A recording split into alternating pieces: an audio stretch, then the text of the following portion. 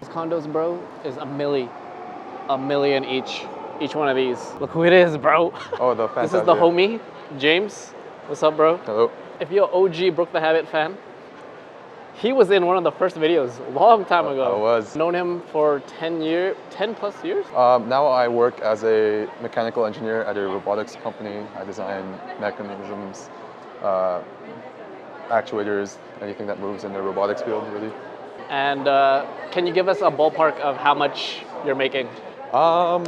Without getting into actual numbers, like between low and mid hundreds, I guess. So you're making six figures? Yeah. What's up, bro?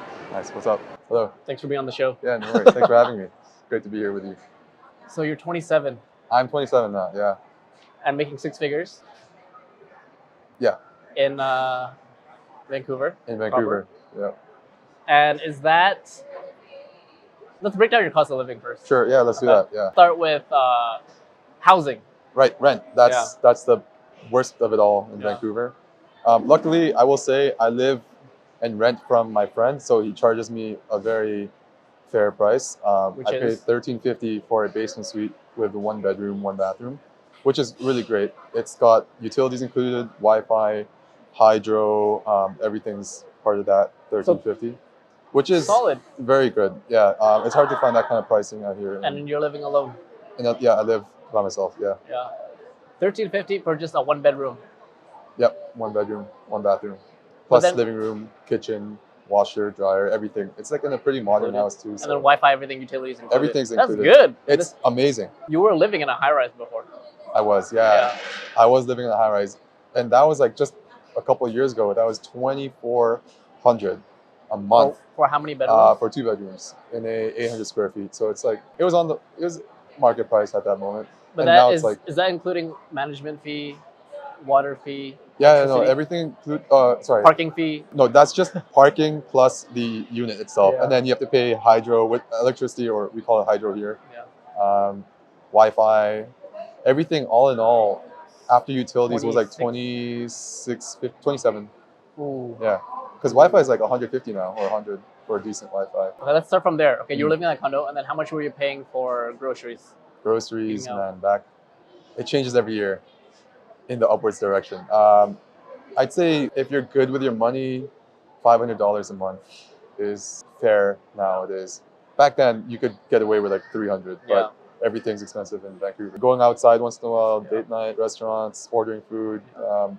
All in all, it's like living in a fairly relaxed budget, $4 to $5 grand a month. How much are you roughly saving, ballpark? I mean, I earn more and I spend less, so maybe like $3,000 a month I can roughly save. Pretty good. Very good. Very good. I'm lucky. I'm very fortunate. I can't forget that as well. If you want to live in Vancouver, downtown condo, $3,000, $3,200 a month. Yeah. If you want to live like just right outside of Vancouver, maybe $2,500 if you can manage that. Yeah. Which is, considering the minimum wage here, it's an insane amount. We're just talking off camera. Is like our parents' generation, whether it's like they're 50 plus, right, or even 40 plus, the dream of working a job for like 10, 20 years, buying a house, raising a family. Do you want that? Buying a house in Vancouver? Do I want it? Yeah. Absolutely. Yeah. Can I get it? We'll see. I don't know. Time will tell. It's crazy. I think houses go for like 1.2 to 2 mil on average here, which honestly, I think you need to earn like 250 to 300K to be able to even approve for a mortgage. Forget the fact that you have to put like a $200,000 even for you, who's like an engineer, right? Yeah. You can't make that on one income. No, I mean, I'm very fortunate and blessed with a good income, but even at that level, I can't get a house myself. You have someone co-sign it. Co-sign, or you need a partner who also makes a substantial amount. Our generation, we're not even considering homes no more, right? If you want to live in Vancouver, it's like, can I buy a condo? Yeah, can I get an apartment? Can I raise a family in a condo? Yeah, that's also tough too. Yeah. Space. Man, all the new apartments here are like mouse spots. We all know Canada is ridiculously expensive. Yeah. People think it's cheaper than the States, but I think that living in the States is actually cheaper, assuming factoring in like houses 200 to 300. Yeah, that's true. Right. Yeah. And I think it's the same thing here, but because of the years and years of like international investments into certain cities in Vancouver, Richmond. Nice way to put it it. inflates the shit out of the surrounding properties. Where like you're essentially buying a house that's like 300K, 500 max, but you're actually paying like $1 million on that 300K house. Hard to make ends meet unless you have a partner that makes the same, and then you both double down. Yeah, that's the technique they like to spread around here. It's if you both earn 60K, the average salary, you live off of one salary and you pocket the rest. So it might work out. Get a wife, bro. Yeah. Get a husband. Whatever however you swing. Yeah. You know. Whatever floats your boat. Okay, bro. Let's get some food. You hungry? Let's do it. Yeah. And then you can ask me cost of living in Vietnam. Yeah. Oh yeah. Let's do that. How you said Vancouver people are cold? No, there's a stereotype that people are cold. You've been here for a decade. How do you feel? Yeah. I mean, yeah. There's a stereotype that people are cold, but on a case by case, I guess. And most people that you meet are friendly. They're Canadian. Most of the time, it's hard to get people to commit to plans to come out. That's very stereotypical. Vancouver people are flaky AF. Very flaky. You'd be like, yo, we should go grab some food. And they're like, oh yeah. And then. But overall, you like Vancouver? Yeah, I like it here. I'm used Canada? to it. This is my new home. Do I feel safe? In Vancouver? In Vancouver? Yeah, generally I do. In the past several years, I haven't run into any weird things sketchy altercations. I mean, you walk downtown, you'll always see the drug addict or homeless person just bent over. But you kind of, once you live in Vancouver, you kind of desensitized to it, you know? It's like, it's a homeless guy. Yeah, you just. But then when you first came here, was it weird? You're like, oh. Yeah, I guess it was a bit of a shock. I didn't realize Canada had such a rampant homeless and drug addict problem. People living on the streets, just shooting up and taking heroin right there and then. It's definitely not something you might expect. Even though Canada's free healthcare? Yeah, free healthcare, but you have to wait several hours to receive it at the emergency room. Yeah. So if you're bleeding out, maybe you might get rushed, but most people that walk in with like an injured shoulder or broken bone might have to wait overnight for someone to see them. If you move here, you're paying a premium to live in Vancouver, and a lot of that premium comes from being close to the mountains and being outdoors. So if you're not taking advantage of the mountains, if you're not an outdoorsy person, you're not getting the full benefit of Vancouver. So that's one thing you're missing out on if you move here. I think that's that's the biggest thing. It's just the cost of living. Yeah. If you can stomach the cost of living, and if it's worth it for you, go for it. If it's not reasonable to spend $4,000 a month on average, then it's not the place for you. Let's get some Vietnamese food, bro. Let's do it. Take you to a place called B&D Kitchen. B&D. Vietnamese. It's a Vietnamese joint. What does that mean? It means Bede Kitchen. Cool. It means big and delicious. Oh, really? Okay, yeah. Let's do it. You want to say I am Bede? I feel like now that you're just... No, bro, just say it, bro. I am Bede. Let's go. Let's go. Let's go. Let's go. Oh, this place is nice, dude. Yeah, so we're here at B&D Kitchen. I think it really depends on what career you have. Yeah. It depends on the industry. Vancouver is well known for its software engineering roles for the film industry. So if you're in that field, it might work for you. Yeah. But you really have to go to where your job wants to take you. So yeah, I track all my expenses and I look at everything I spend. If for that specific month, if I'm like really focused at work, I just don't care about cooking food. I order Uber Eats for dinner almost every night. How much can you spend? Close to like $6,000 a month, which is like a lot. If you go to a Vietnamese place, like average pho now is like 16, 17. Just, yeah. 19, 20. Pre-tax, pre-tip. Vietnamese food, bro. Crazy. I think when I first moved here, Vietnamese food was like the most affordable and it was the best. It was like maximum $15. Okay, we're gonna go hit up White Spot. So they're full. It's a 20-minute for Vietnamese food. Yeah, it's busy. It looks like they're doing good, but we're gonna go check out White Spot. Okay, let's go. If I lived in Vietnam like the way I live out here, like I take Uber everywhere, right? Wow. Every meal I would eat out. That's like $100 each meal, right? I feel like I can easily spend, including rent, same on your level. Prices have gone up, but I remember each month, if I was a single bachelor, I would save like maybe $1,000 a month if I was lucky. And if I was like super budget, never went out anywhere, meal prep, everything, I would save like $2,000.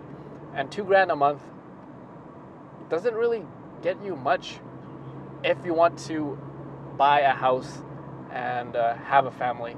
That's where it's kind of people start looking at alternatives, you know? Yeah, that's so true. I mean, if you're even able to save $1,000 a month, which not many people can do, Yeah. that's $12,000 a year. After 3 years, you get to $36,000, and you get the 5% down payment on a small apartment for a single person raising a family. No, you can't do that in a 1-bedroom. It's empty. It is empty. Classic. Yeah. Get me a burger. How much for $24? What can you get? $28. I don't know, what was that, 25? 23. Look at Like this. 7, 8 hours of sleep. Look at this. Zoom in. It's not zooming in. There you go. Look at this burger.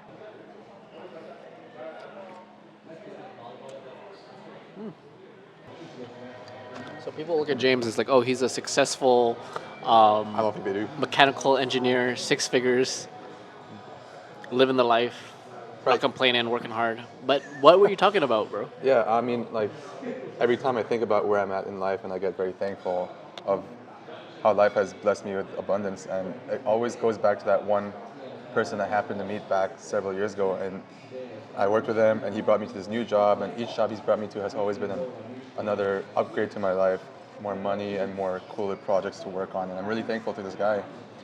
He's our team lead right now, and I guess at the end of the day, you need to know the right people is what I'm trying to get to. It's about your network, who can open doors for you. You can be the smartest person in the world, but I met a lot of people who are way smarter than me, but they've just not been fortunate to get to that next stage in life. And Have really, the it's about who opportunity. you know. Yeah. But what are you saying? Your network is your net worth. You heard that? Is that what they say? Yeah, it's so true. It's so true. Because It's not I wouldn't about- be here without that person. It's not about how hard you work, right? It's like working smart as well. Absolutely, Right? yeah. You can't just grind it out. Yeah, I mean, like, I work hard a Yeah. lot. I mean, I'm in the office 12 hours a day, but millions of other people do that too, and some of them don't get to where they deserve to be. Yeah. And I have gone farther than I deserve to be as well. So, You gotta give yourself some credit, bro. I mean, I work hard, but I'm very lucky. I'm very fortunate, and Yeah.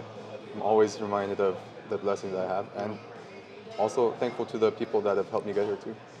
It's a Yeah, bro. nice life. Because like growing up in Vancouver, we're talking about him with mechanical engineering. Someone like me, marketing and like content creation, it's tough. Where it's like you can go to Asia and live less stress, less pressure, and then you can thrive in doing more creative things, creative Right. projects. As we've talked about, when you're no longer in a state of scarcity mindset or survival mode. Yeah, scarcity mindset or survival mode. If you're stuck in that loop, it's tough because you're always thinking about how am I going to make it to the next month? Yeah. How am I going to make it to the next year? Do I even have a future to think about? Yeah. If you're not saving for retirement, where's your safety net? Yeah. You're just stuck in the It's a present. never-ending you're not thinking loop. about the future. Yeah.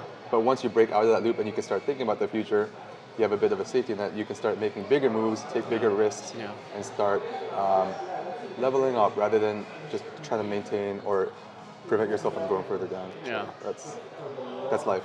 Yeah. So. Thanks, coach.